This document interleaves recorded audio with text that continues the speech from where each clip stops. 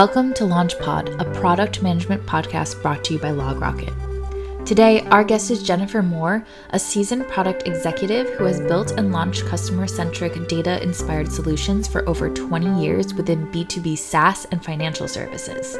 She currently runs a comprehensive consulting services firm, Strategies That Spark, and serves as the Chief Product and Growth Officer for her clients. Jennifer began her career as a technical writer at a Series A startup, Oakley Networks. She then transitioned to project management at Wells Fargo and Zions Bancorporation before moving into product management and the B2B SaaS industry. Most recently, she led product and design teams at companies such as Workfront, acquired by Adobe, Pluralsight, and various startups. On today's episode, Jennifer talks to LogRocket CEO and head of product, Matt Arbesfeld, about what she learned about product moving between different industries like finance and SaaS, the significance of domain expertise, focusing on team dynamics and incremental process improvements, and how she uses consulting to help companies grow their product initiatives. So, here it is, our conversation with Jennifer Moore. Hey, Jennifer. Welcome to PodRocket. Great to have you on today. Hi, Matt. Thanks so much for having me. I'm excited to be here. Super excited for this conversation. And as I was looking at your background, really interesting start to your product management career coming from technical writing. Maybe you could share what your journey into product management has been like and how that transition from technical writer happened for you. Yes, I've been in product for 20 years. So I've always been around product or reported in through product for that time and had a lot of different roles that I've experienced. My very first job was as a technical writer. I was the 17th employee of a tech startup. It was a Series A, and we were growing really fast. So during that time, we went from, I was employee 17. In less than 2 years, we had over 200 people at the company. So I had the opportunity to actually wear a lot of different hats. I think I was a pure technical writer for all of maybe 3 weeks. And then I was doing what felt like a lot of other things. So I think just being in a startup initially was a really good opportunity to get exposure to a lot of different things. And then as I moved from that tech startup, I started recognizing that technical writing and procedures were just the building blocks of process. So then I thought, okay, well, procedures, and then I started doing process engineering. Processes are changed and transformed through projects. And so then I moved to projects, and then I did programs, portfolios. And so just kind of started layering between the procedures, process, projects, programs, portfolios. And then I got to a point where I thought, this is it. There's like a ceiling here. And then I thought I needed to really get closer to the customer and to the revenue. I did not want to do sales or success. Those just didn't interest me. And then I thought, well, the best opportunity might be product, because I'd been in product, working with product for that whole time, having all these different titles and jobs. And so I moved into product management while I was still in financial services. I spent a decade in financial services before moving into software as a service in 2016. So did you end up moving into product management at that original startup, or that was the sort of career after? It took me a decade. Yeah, it took me over a decade to get into product management efficiently. So I was at that tech startup for a few years. We were acquired by Raytheon. So that was my first exit and my first big, check. And I was like, wow, this is cool. Like, I want to do this again. I spent a decade in financial services. So I was at American Express, Wells Fargo. I was at a regional bank called Zions Bancorporation. And during that time at Zions Bancorporation, I was a program manager working very directly with the head of the bank card division for the bank. And they already saw me very much as doing a lot of product work. So when they had an opening, they invited me to apply, and they wanted me to come join them as a product manager, because so much of what I had been doing as a program portfolio manager was helping them to manage and create their strategy for product and their investment portfolio, making trade-off decisions. I was doing a lot of the work of a product manager at that time. So then I made the transition officially in about, I think it was 2013, 2014. Did you explicitly stay in financial services to build your expertise there, or was it part of sort of a strategy to go really deep in an area, or just that was what you were interested in and passionate about? Not really. I honestly just went where the jobs were. At that point in my career, I hadn't thought strategically about industry and what I was really good at and what I enjoyed. And my aha moment came when I recognized that our average customer age at the bank was 69. So when you have a customer base that's aging in that way, it's kind of a dying business, right? So I knew I wanted to get out of traditional banking. It did move fairly slow. I was trying to introduce things like agile and, better just practices overall so that we could work more effectively and faster and deliver customer value and just be more innovative, right? So I was always responsible for more of those innovative products, like at the time, mobile payments. This is at a time when we were all sitting in conference rooms debating if people were actually going to use their phone to pay for things at the point of sale, which in 2024 seems ludicrous. Like, of course, I just whip out my phone and boom, like I pay for stuff. I don't even bring my wallet into stores anymore, right? And at the time in 2013, 2014, it was like, should we be investing in this? Is this even going to be a thing? So I pushed for implementing Apple Pay, Android Pay, all the pays. And then I also saw that we needed to really go after the millennial segment. So I started working on initiatives and partnering with fintech companies to try to drive more product innovation and work faster. But I also knew at that point that I wanted to be more strategic about my career.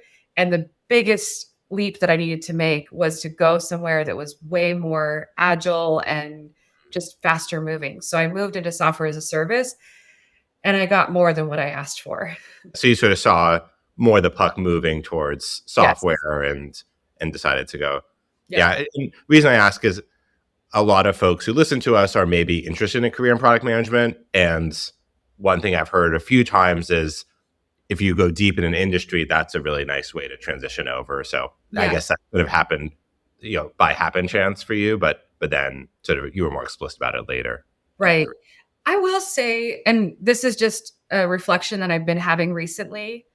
It's interesting because I see my career as kind of the two halves in terms of industry. I've done financial services for about 10 years and then these SaaS startup into growth stage, but mostly the startups for the last 10 years. And in doing that, I haven't necessarily within SaaS over the last few years picked an industry. I've been in work management, kind of project management, software. Productivity is what you could kind of call it broadly, like employee productivity space. I've been in ed tech. I've been in revenue intelligence. I've been in telehealth. I've been in fintech again. So I've kind of done a lot of things. You can draw a broad umbrella around it for SaaS, but it's interesting because when you're trying to get into product management, you do have that conundrum of you need to have at least 2 years to even get your foot in the door for a lot of places.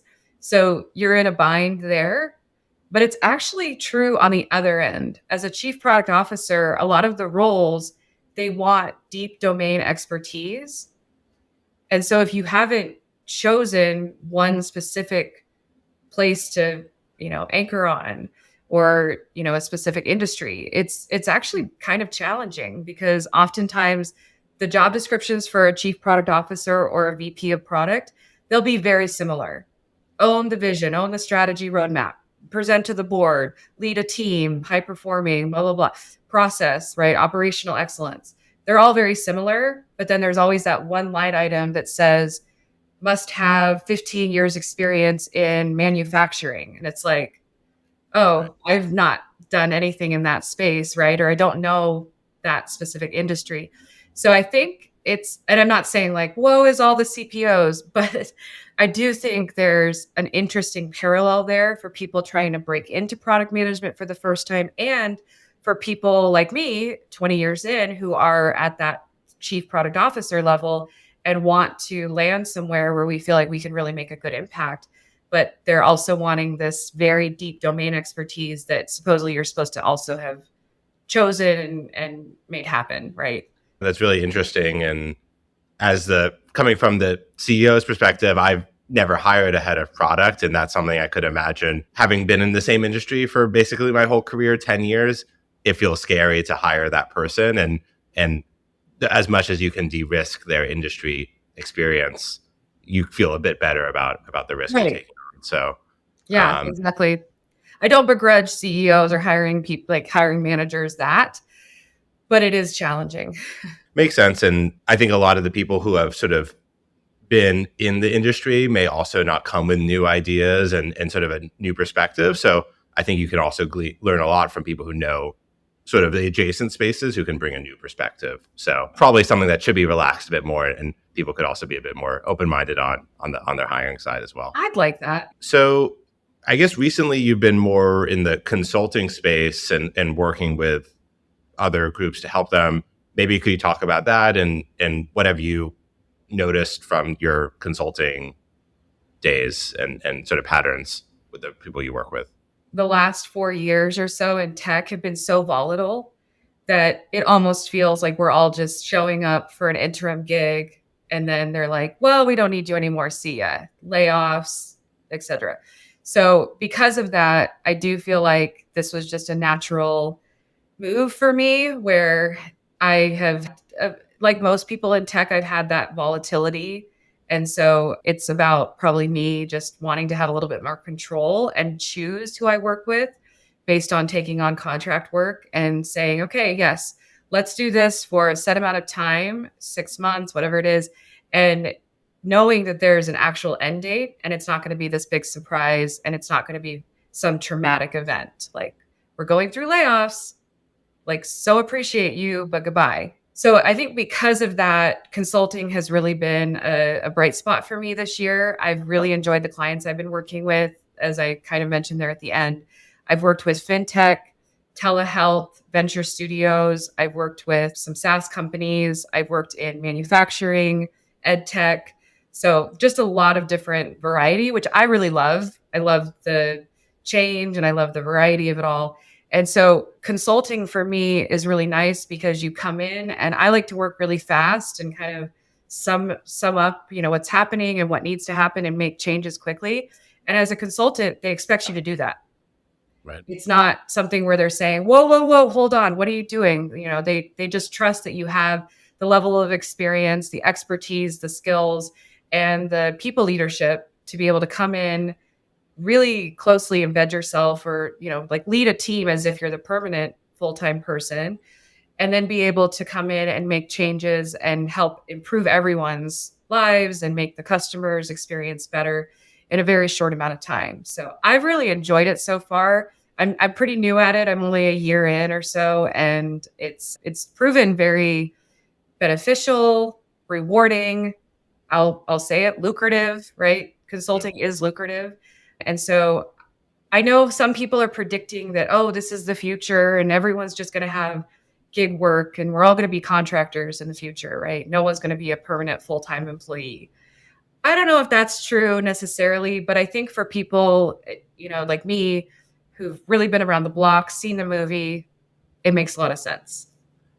Yeah, I don't like an Uber for every project goes on Uber and then you receive that maybe in in 1,000 years, but you just to get your phone out and you're like, I need someone in 10 minutes.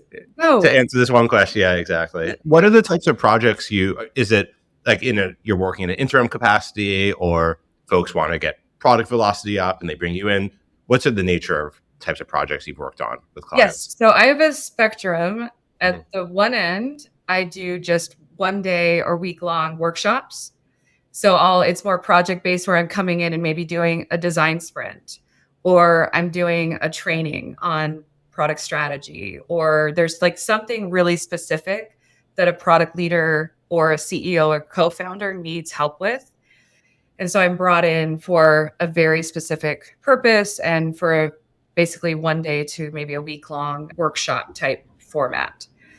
The other piece that I look at here that I've done is fractional or interim leadership. Fractional meaning it's part-time. So you're usually 10 to 20 hours a week, and you're providing a level of executive leadership that they're either missing or they need to augment in some way. So sometimes I'm coming in and I'm working with founders and CEOs who aren't ready to hire their first chief product officer, but they just need a little bit of support through a heavy growth period or through a big transition, or maybe they just brought on a new VC and they really don't have any experience working with a venture capital firm, presenting to a board. So kind of getting them ready for that new phase of their company's life cycle. And then on the interim side, I'll come in and I've been also contracted to be full-time. I'm the interim leader, so I act, look, and feel like the permanent person. And the ideal for that is that I then work to hire the permanent person. So I'm getting familiar with the company vision and strategy, the competitive landscape, the market, and looking at talent in a more kind of objective way, and then helping to bring that person on, onboard them, train them, and fully transition so that there's a very seamless move from one to the other. Because you think about the lifespan of an executive anyway, generally fairly short, like 3 to 5 years average, Right. even for CEOs. And so the reality is there's always a lot of volatility there for the people that report to them. I think it's nice that everyone's just set up with that initial understanding and everyone just agrees that this is something where this person is going to be with us for about 6 to 12 months. And we all know how this is going to end. And again, it just creates a little bit more predictability. It doesn't have to be this kind of, I keep throwing this out because people are experiencing this, right? It's like emotional, traumatizing transitions. And so for me, I've really enjoyed working with the clients that I've had this year because they're so driven and passionate about the things that they actually need done, where we've defined the outcomes around things like, I need a product vision strategy, I need clarity on our direction, and I need to grow revenue, right? Or I need to put in product-led growth. I need to start looking at AI machine learning. How do I do that? Right. So we're working on those types of initiatives together very quickly. It's interesting whenever an executive leaves or something doesn't work out, there's often that volatile period. And so I am surprised there's not more of a standard of having sort of an interim or folks who know how to plug in and kind of fill a gap for some period. So when you've done those sort of interim product role or fractional, do you come in with aggressive changes? Do you try to sort of just keep things stable during that period? I guess it probably some depends on the kind of company you're working with and the strategy to date. But how do you think about that role? It's a good question. It really does depend. I think for some things where we have hair on fire, maybe people issues. So for example, if we have someone who needs to be moved into a different role, or there are just really a big backlog of things like promotions or hiring needs. So on the people side, I tend to move a little bit more aggressively.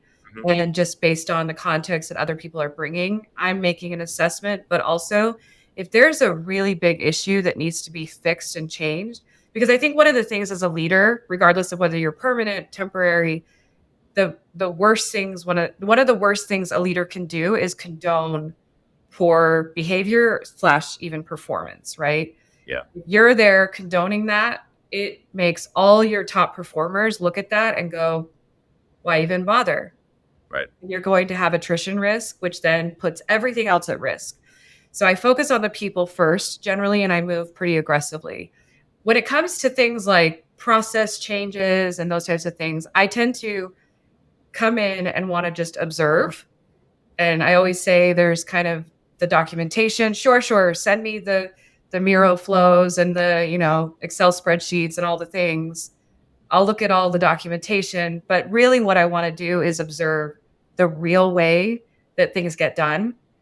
And then I'm trying to figure out what are some incremental changes that we can start making pretty quickly that aren't really massive and really, disruptive. I don't want the work to ever be affected, but it's like, okay, there's always what's working, what's not working, and what do we need to do to change that? So I think in general, you walk into a team and they will tell you very quickly, here's what we need to do differently, and here's what you cannot touch. And when things are kind of sacred like that, I kind of put them in a little box and I'm like, okay, we won't go there yet. But often those are the things that actually do need to be disrupted and changed, right? Because they're long held beliefs, like this is the way we've always done things. And sometimes those things need to be changed. But there's always, when you're coming in, you need to have that positivity and be a mirror to reflect the things that are working really well so that you're not changing things that are creating that bit of magic that really is the crux of, I think, any company's competitive advantage, right? We can all steal each other's features. We can all steal each other's processes. We can all do things the exact same. But there's something that comes together with the team, with the people, the way they're doing things, and the personalities and dynamics that you have at play. And that's what makes it really special and magical. And you just don't want to destroy that completely. Right. Yeah. And making some big change that upsets people is on your first week is what you don't want to turn over the apple cart in your first week. So yeah, you definitely want to start by building that trust and confidence. And a lot of times it's about just showing up and being really authentic about this is who I am. This is why I'm here. And being passionate about learning about them, making it about your team and understanding where they're coming from before coming in and making a lot of assumptions and then making changes. One thing I'm curious about, and you've had the chance to work across all these industries now, so you have sort of a broad purview on the market as a whole, AI. Where do you see things going in terms of software and AI? And is software dying? Is it doing okay? Is AI going to be the next big growth curve? Just curious your take on where we are as an industry as a whole. Yes, I think that we're going to see a lot of pretty massive changes. I don't think there's been, in my experience so far in my career, I have not seen this level of change in the last 20, 30 years. And so I think it's going to be so much easier to build the type of software and the ecosystem that a specific company needs. So I think having more of that talent in-house and the ability to build out very robust platforms that are AI, intelligent and have really, really good models underneath them that bring in the bespoke data and the data sets that become more and more of that really critical IP for companies. I think that's more of the future because SaaS software, let's be honest, a lot of it has gotten crazy expensive. And even though we're in this kind of preliminary, or we don't know if we're going to head into a recession, it hasn't necessarily changed the fact that the software that we buy and the overall SaaS proliferation that companies experience. Like, I'll just give you an example. I was at a company recently, 130 people. We had over 100 SaaS software products. Wow. One per person, almost. Yeah, pretty much. And it's like, okay, we're pretty small. What are we doing? Right? So I think companies are going to get just better at identifying exact needs and having things more centralized. And I do think the IT department is kind of gaining in traction and clarity as far as their role in putting in the right tech stacks and the fact that they're going to have the ability to build things more in-house than they have. So I think when it comes to buy, build, partner, I think there might be a lot more build happening because it's just going to be so easy. So That's my prediction. I do think that we all need to be very aware, especially as product people, that AI, machine learning, it's not one of those things that you should just kind of go, oh, someone else will figure that out. That's someone else's job. It's definitely your job. For sure. And definitely seeing more and more consolidation as these spaces are more mature, and things like Copilot make it even faster to build software. And yes. So probably those 100 products, 50 of them did the same thing or overlapping functions that you could clean up. On the product manager working with AI side, do you see new jobs for the product manager in this world of AI? Are they working more with the data?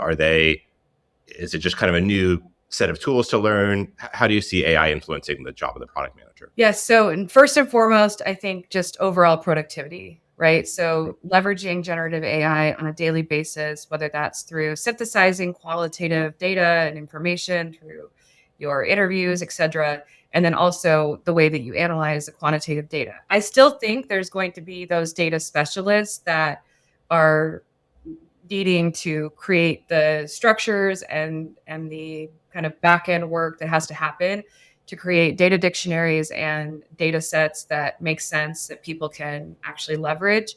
So I still think there's going to be specialized data teams, but I do think that product managers need to have a better understanding. It's almost like, in a lot of ways, I feel like we need to develop just more understanding and empathy as far as our overall knowledge, not necessarily to become experts ourselves or be able to like run our own queries or something, right? Like, I don't think we're headed there. I just think we need to have an understanding of how it works and how to best work with our counterparts in data.